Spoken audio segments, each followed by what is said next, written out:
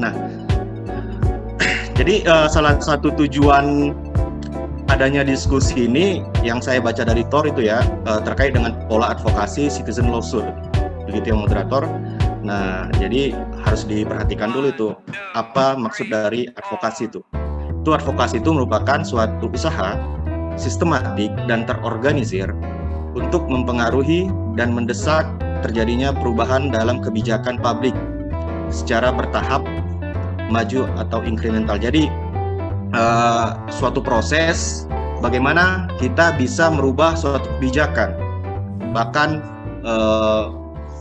menginginkan atau menciptakan suatu kebijakan baru. Nah, itu tujuannya. Dan prosesnya itu sangat panjang sebenarnya. Lanjut. Nah, aktor advokasi dalam lapangan merdeka ini yang kami lihat itu ada negara, ada private sector, dan masyarakat sipil. Nah, negara itu dalam hal ini pemerintah Kota Medan. Nah, kemudian ada private sector, yaitu pengelola dari lapangan merdeka. Nah, kalau nggak salah itu PT Orange atau apa yang ngelola Merdeka Walk tuh ya. Nah, kemudian ada masyarakat sipil, yaitu koalisi masyarakat sipil. Nah, masyarakat sipil. Nah, kita berada di masyarakat sipil. Selanjutnya. Next. Oke. Nah, apa yang menjadi permasalahan di aktor-aktor ini? Yang pertama itu ada negara, dalam hal ini Pemko Medan ya, masih melakukan kebijakan yang tidak tegas. Di satu sisi mengakui lapangan merdeka sebagai cagar budaya. Jadi ketika kami gugat pun, waktu itu PLT Ahyar itu mengakui bahwa lapangan merdeka itu cagar budaya di media. Iya, itu cagar budaya, terus kenapa? Nah, seperti itu. Nah, kemudian tapi dalam implementasinya itu masih ada bangunan komersial. Kemudian kantor polisi yang pada dasarnya itu sebenarnya tidak layak di situ gitu. Artinya bahwa itu mengancam kelestarian lapangan merdeka Medan. Nah, kemudian aktor swasta itu ada perusahaan yang masih melakukan aktivitas komersil di lapangan merdeka. Itu Merdeka Walk. Kemudian di sebelah barat ya, kemudian di sebelah timur tuh ada toko buku bekas dan lain sebagainya. Nah, di sini aktor rakyat yaitu koalisi masyarakat sipil itu telah sadar bahwa kelestarian lapangan merdeka Medan itu sedang terancam oleh bangunan yang mengalihfungsikan lapangan merdeka. Nah, kami melihat tiga sisi ini gitu, dari aktor negara, swasta, dan masyarakatnya. Oke, lanjut. Oke, kita akan masuk ke bagian kerja sistem advokasi. Nah, ini bagian kerja sistem advokasi yang selama ini kami pelajari, kawan-kawan. Jadi kami juga khususnya saya itu ada pelatihan-pelatihan khusus itu selama berkecimpung di dunia NGO atau organisasi masyarakat sipil. Nah, kita fokus pada bagan yang berwarna biru karena konsen kita adalah citizen lawsuit. Nah, artinya itu lebih kepada litigasi sebenarnya. Nah, pertama itu diawali bentuk tim, ya. Kita membentuk tim, kemudian mengumpulkan informasi, bentuk tim dalam hal ini tim hukum. Tim hukumnya dulu, kemudian kumpulkan informasi itu didapat dari koalisi. Dalam hal ini di situ ada bagan yang berwarna merah, bangun aliansi. Itu aliansi itu udah ada dahulu itu ya, udah ada dulu, baru mereka yang memberi kuasa ke kami. Nah, jadi di sini masyarakat udah tersadarkan terkait dengan keadaan lapangan merdeka, mereka bentuk koalisi atau yang kita sebut juga dalam hal ini membangun aliansi. Nah, baru mereka menyerahkan permasalahan ini kepada kami. Oke, kita lanjut ya. Kami mengumpulkan informasi, kemudian kami menganalisis data. Data itu dari seminar yang telah dilakukan koalisi sebelumnya. Jadi 2014 koalisi ini udah berjalan mengadvokasi, dan kami kemarin tuh baru datang pada 2020 untuk melakukan kegiatan litigasi, advokasi dari segi litigasi. Nah, analisis data, kemudian kami menetapkan isu dan tujuan strategis. Nah, jadi di sini kita bedah kasus itu. kita tetapkan isunya. Ada beberapa isu cagar budaya, kemudian ada ruang terbuka hijau dan lain sebagainya. Kami melihat isu yang besar, kemudian kami melihat bagaimana isi dari koalisi itu terdiri dari organisasi apa aja, dan ternyata kebanyakan ada beberapa juga yang dia bergerak di bidang heritage. Kemudian kami menganalisis juga bagaimana pembuktiannya supaya pembuktian itu sederhana dan dapat dengan mudah dibuktikan. Dari berbagai macam hal, dari berbagai perdebatan dan diskusi, maka muncullah satu isu, yaitu cagar budaya. Gitu, cagar budaya. Nah, kebetulan status lapangan merdeka ini sebelumnya ruang terbuka non hijau, kawan-kawan. Ruang terbuka non hijau. Nah, yang sangat miris bahwa di sekeliling lapangan merdeka itu udah ditetapkan sebagai cagar budaya. Contohnya rel kereta api, kemudian ada kantor pos, Grand City Hall yang dulu Grand Aston, kemudian ada London Sumatera dan lain sebagainya. Itu udah ditetapkan sebagai cagar budaya di undang-undang, di Perda RT RW 2011-2031. Tapi lapangan merdeka tidak ditetapkan sebagai cagar budaya. Itu yang menjadi perhatian kami. Oke, selanjutnya kita kemas isu itu. Kita kemas isu cagar budaya. Bagaimana supaya isu ini menjadi perhatian publik dan perhatian masyarakat pada umumnya yang dia bergerak di bidang heritage. Kita kemudian ke atas tuh ya, kita menyiapkan alternatif pemecahan. Kita legal drafting dalam hal ini kita draft notifikasi yang akan kita ajukan, namun sebelumnya kita diskusikan dulu itu kepada ahli-ahlinya, termasuk Prof. Alfi itu ya, kemarin juga kita diskusi Prof. Alfi, kemudian ada kemarin itu ada sebelum kesini juga ada Prof. Asin Purba dan Pak Mirza. Nah, kemudian selanjutnya kita mempengaruhi pendapat umum melalui kampanye dan jumpa pers. Nah, jadi jumpa pers ini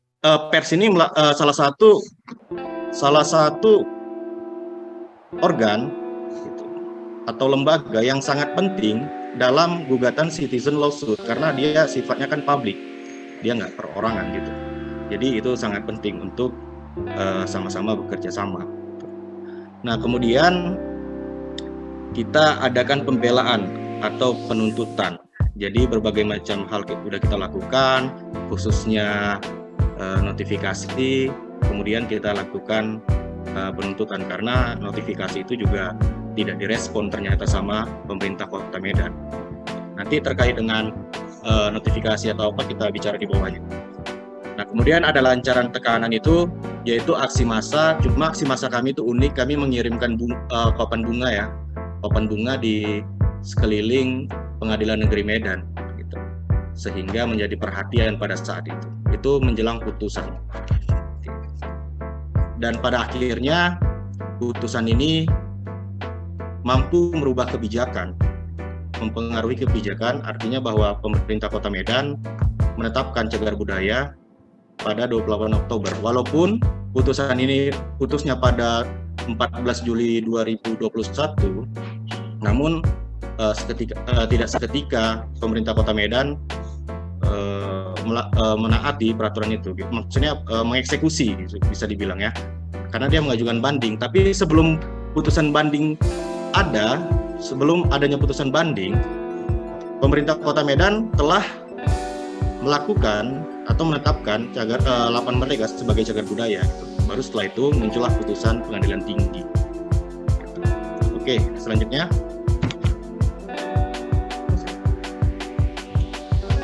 Oke, tadi kita bicara tentang litigasi ya. Jadi yang di sini polanya itu yang dilingkari itu litigasi, isinya itu ada naskah kebijakan. Itulah dia gugatan kita tadi, atau notifikasi yang sebelumnya kita ajukan kemudian nggak direspon, kita ajukan gugatan. Nah, disitulah isi atau naskah kebijakan kontennya. Kemudian dalam proses sosialisasi kita kampanye dan siaran pers, kemudian ada unjuk rasa juga. Oke, selanjutnya next, fokus kepada yang warna biru ya kawan-kawan, karena seperti proses politik itu kita tidak melakukan itu. Next.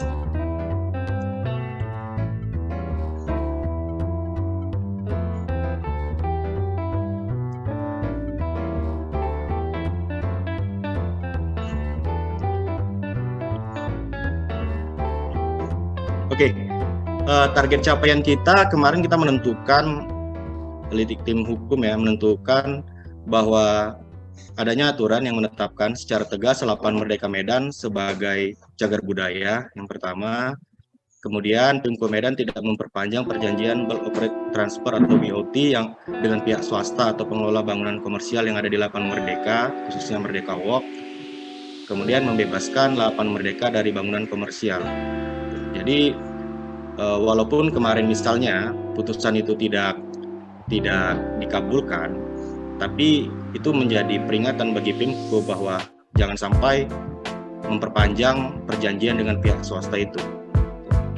Jadi kita bisa mendorong Pemko lebih mudah untuk supaya mensterilkan Lapangan Merdeka dari bangunan-bangunan komersial jika tidak ada perjanjian dengan pihak swasta. Oke, lanjut. Nah, oke, jadi yang tadi itu adalah strategi-strategi yang telah kami diskusikan terkait advokasi ya. Itu lebih kepada gerakan sosial sih sebenarnya, kawan-kawan. Nah, kita masuk kepada citizen lawsuit. Nah, karakteristik dari citizen lawsuit bisa dibaca bahwa CLS itu merupakan gugatan yang diajukan oleh setiap warga negara, baik sendiri atau kelompok warga negara untuk menuntut pertanggungjawaban penyelenggara negara atas kelalaian dan atau pembiaran yang dilakukan penyelenggara negara atau otoritas negara yang menimbulkan kesengsaraan kehidupan masyarakat atau publik, dikualifikasi sebagai perbuatan melawan hukum. Nah, kemudian ini konsep dari gugatan warga negara yang kami pahami. Kemudian kapasitas penggugat itu bahwa penggugat itu merupakan warga negara, dalam hal ini warga negara Indonesia.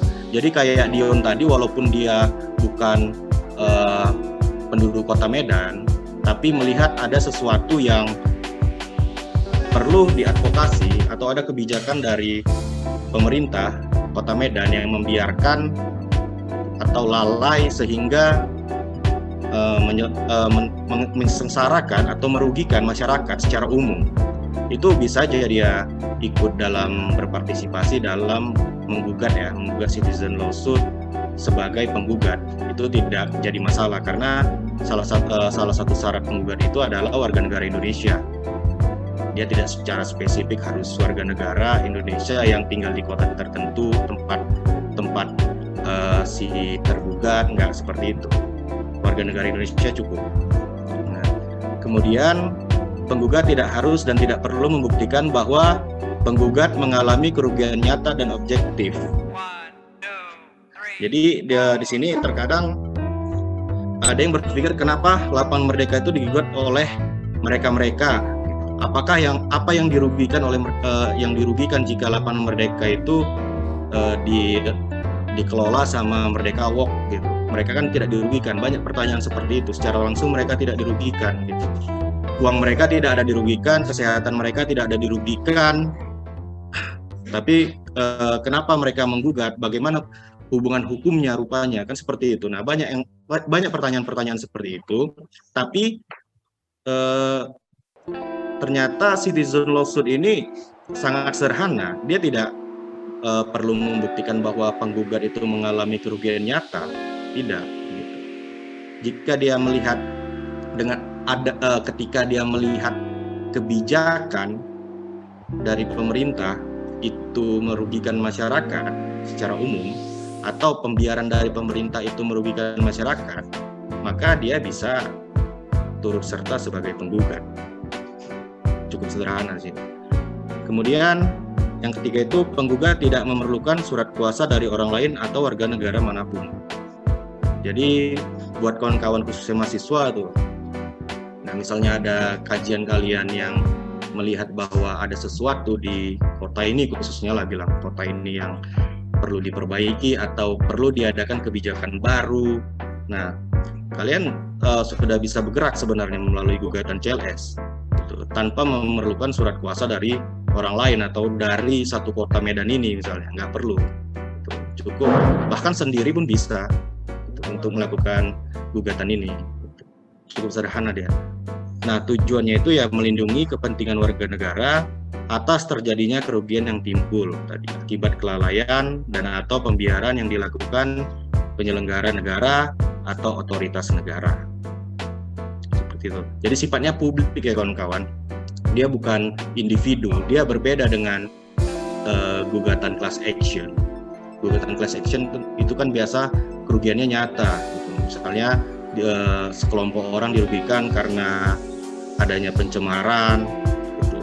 Luka-luka karena itu atau sakit karena pencemaran itu kan langsung dirasakan. Tapi kalau untuk di CLS tidak seperti itu. Oke, selanjutnya. Nah, proses pemeriksaan citizen lawsuit tunduk pada hukum acara perdata. Nah, dia tunduk pada hukum acara perdata. Nah, kemudian jurisprudensi pada putusan 756 itu, bukan jurisprudensi, maksudnya putusan 756 itu menjelaskan bahwa pertimbangan hakim pada halaman 39 ya saya ingat, halaman 39 di putusan itu, hakim pada pertimbangannya menjelaskan bahwa gugatan CLS ini itu diakui secara jurisprudensi dan kompetensi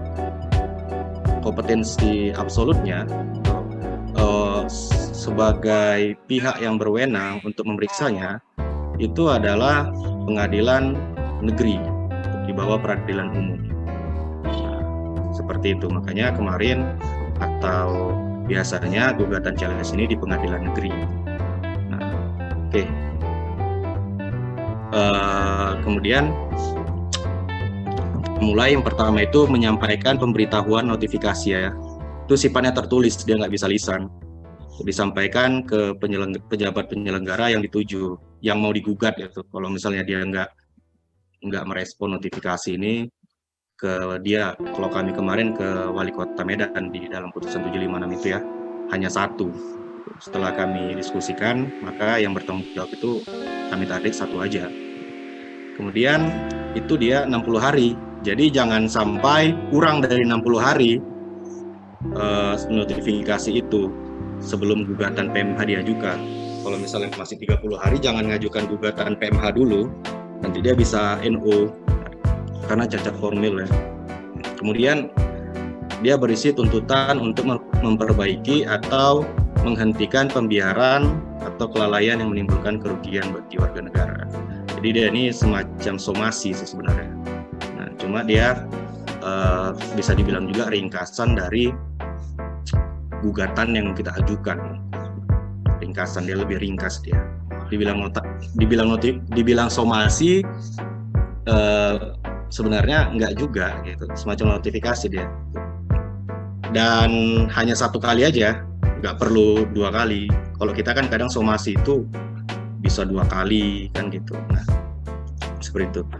Nah, kemudian yang kedua, kapasitas penggugat tadi itu perorangan atau kelompok, udah saya jelaskan tadi. Nah, yang diperjuangkan itu adalah kepentingan warga negara atau kepentingan umum. Jadi sifatnya publik. Dia nggak bisa hanya sekelompok aja. Jadi sifatnya publik. Kemudian yang ketiga, dalil gugatan atau kita biasa kenal posita itu hanya mendasar pada perbuatan melawan hukum. Nah, jadi kalau misalnya wan prestasi itu nggak bisa. Jadi hanya perbuatan melawan hukum. Ini sederhana, kita hanya membuktikan bahwa yang kita gugat itu, apakah itu dia wali kota atau apa nanti, misalnya dalam hal ini wali kota Medan ya, dalam putusan ini hanya membuktikan benar nggak dia telah melakukan pembiaran terhadap Lapangan Merdeka Medan. Nah, kalau misalnya status Lapangan Merdeka Medan itu nggak ditetapkan sebagai cagar budaya, itu sangat berpotensi merusak kelestarian Lapangan Merdeka Medan nggak?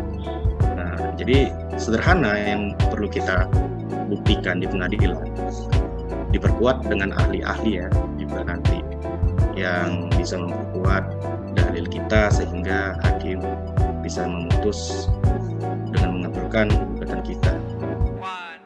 Kemudian yang keempat, tuntutan yang diminta dalam gugatan atau petitum yang biasa kita ketahui hanya sebatas menghukum negara, pemerintah, penyelenggara yang bersangkutan mengeluarkan kebijakan yang bersifat mengatur umum atau regeling atau regulation demi menghindari terjadi dan berlanjut hal yang merugikan warga negara.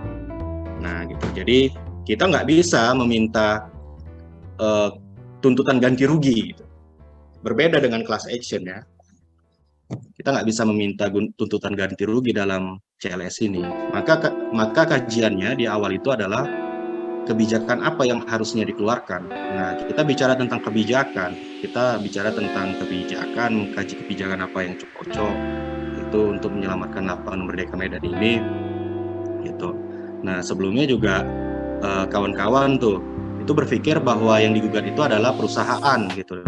Nah, kita kesulitan menggugat perusahaan karena mereka ada perjanjian BOT tadi sama pihak Pemko Medan gitu. Nah, ya juga nggak bisa disalahkan kan gitu. Nah, salahnya di sini adalah pemerintahnya. Nah, jadi kita fokus pada bagaimana kita bisa menggugat supaya gugatan ini kuat dalam hal pembuktian dan dikabulkan, dan juga bisa mengakomodir kemauan dari masyarakat yang dalam hal ini diwakili oleh koalisi. Mereka ingin bahwa itu steril. Nah, satu-satunya yang kami lihat yang sangat mudah dibuktikan dan itu bisa berdampak itu adalah pengalian atau penetapan status Lapangan Merdeka Medan sebagai cagar budaya. Begitu juga ruang terbuka hijau sebenarnya. Cuma kami melihat bahwa agak sulit kalau kami berjalan menggugat terkait status ruang terbuka hijaunya, gitu. Karena mungkin kekurangan kita melihat juga tadi udah saya jelaskan, lihat di aliansi ya, lihat di koalisi itu siapa aja sih ahlinya, mana gitu. Kita khawatir kekurangan di situ gitu. Nah, kita lebih kuat di heritage sebenarnya, dan bahkan yang kita hadirkan sebagai ahli itu ya ahli yang bidangnya di heritage. Kemarin itu ada salah satunya itu Pak Ketut gitu, itu Kepala Balai Arkeolog Sumatera Utara, itu bersedia beliau. Kemudian ahli administrasi beberapa Husni dan ada Insinyur Anung itu. Nah, jadi kami melihat kekuatan di situ. Nah, dia bersifat regeling ya, yang kayak saya bilang tadi bahwa dia nggak individu, jadi regeling secara umum gitu. Nah, penetapan status Lapangan Merdeka ini sebagai cagar budaya, dia akan berdampak umum. Kenapa? Karena dengan adanya status ini, pertama dia berdampak pada bangunan yang ada sekitarnya. Jadi nggak ada bangunan komersil di situ, harus steril. Nah, berdasarkan Undang-Undang Cagar Budaya. Kemudian pengelolaan terhadap Lapangan Merdeka ini itu jelas di bawah payung hukum Undang-Undang Cagar Budaya. Jadi jika mau direvitalisasi nih sekarang ini, itu juga harus mengacu pada Undang-Undang Cagar Budaya. Jadi dia jelas di bawah payung hukum cagar budaya, dia nggak kemana-mana. Nah, kemudian yang paling penting, kita sebagai warga Kota Medan dan di luar Kota Medan pun itu berwenang untuk berperan dalam pelestarian Lapangan Merdeka Medan di bawah Undang-Undang Cagar Budaya. Nah, yang secara spesifik itu diatur juga di Peraturan Pemerintah Nomor 1 Tahun 2022 itu tentang Register Nasional Pelestarian Cagar Budaya. Nah, itu peran masyarakat itu secara spesifik itu dijelaskan. Nah, di situ kemenangan kita. Nah, kemenangan juga bagi koalisi, khususnya yang dia berperan atau berkecimpung di dunia NGO yang khusus konsentrasinya itu heritage ya, cagar budaya. jadi satu kemenangan karena kita bisa mempunyai legal standing yang jelas, bisa merawat atau melestarikan lapangan merdeka Medan itu. Nah, seperti itu. Jadi dia sangat umum dia. Penetapan cagar budaya itu sangat umum dia dampaknya bagi masyarakatnya gitu. Bisa berkontribusi langsung kita. Kalau kemarin kan nggak ada regulasi khusus gitu. Jadi kita juga bingung gitu. Kita mau berperan di mana gitu. Nah, oke.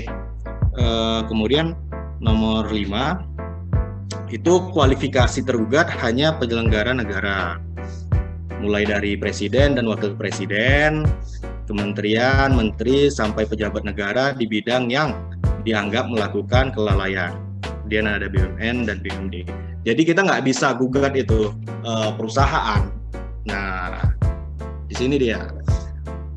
Ketika masyarakat menginginkan atau ingin menggugat perusahaan yang mengelola lapangan merdeka, maka dia nggak bisa pakai citizen lawsuit. Nggak bisa pakai citizen lawsuit. Semua ini sumbernya dari buku Yaya Harap ya kawan-kawan. Jadi kita pelajari dari situ. Nah, dia nggak bisa pakai mekanisme CLS kalau kita gugat perusahaannya, dan terlalu rumit sebenarnya kalau menggugat perusahaan bagi kami. Nah, yang sangat sederhana itu ya CLS. Nah, jadi kita gugat pemerintah Kota Medannya, kemudian pemerintah Kota Medan lah yang diperintahkan untuk menertibkan lapangan merdeka Medan melalui penetapan status lapangan merdeka Medan sebagai cagar budaya. Nah, di situ jadi di situ kemarin itu diskusi yang panjang di situ sampai menuju kepada mengubah status lapangan merdekanya. Nah, kemarin itu apakah itu melanggar apakah bangunan-bangunan itu melanggar? Kalau kemarin itu dia masih abu-abu. Kenapa? Karena status lapangan merdeka Medan itu ruang terbuka non hijau kemarin itu. Nah, ruang terbuka non hijau ini dimungkinkan adanya bangunan-bangunan tersebut. Kalau kami kaji ya kemarin, dimungkinkan. Jadi perdebatannya mungkin di pengadilan akan alot dan kita akan sulit membuktikan gitu. Nah, dimungkinkan itu karena ada fungsi ekonomi kalau kami baca kemarin. Nah, jadi ini kalau misalnya kita gugat perusahaannya juga nggak mungkin gitu, karena di status mereka itu udah bisa dibilang membolehkan gitu, karena statusnya ruang terbuka non hijau itu dibolehkan gitu. Jadi akan sulit ini kalau misalnya di sini gitu. Jadi kita lebih kepada mendorong supaya penetapan sebagai cagar budaya gitu. Dan kami tetapkan menggugat Wali Kota Medan. Jadi kelima hal ini itu perlu kawan-kawan ketahui kalau misalnya nanti mau gugat CLS atau mau mempelajari CLS.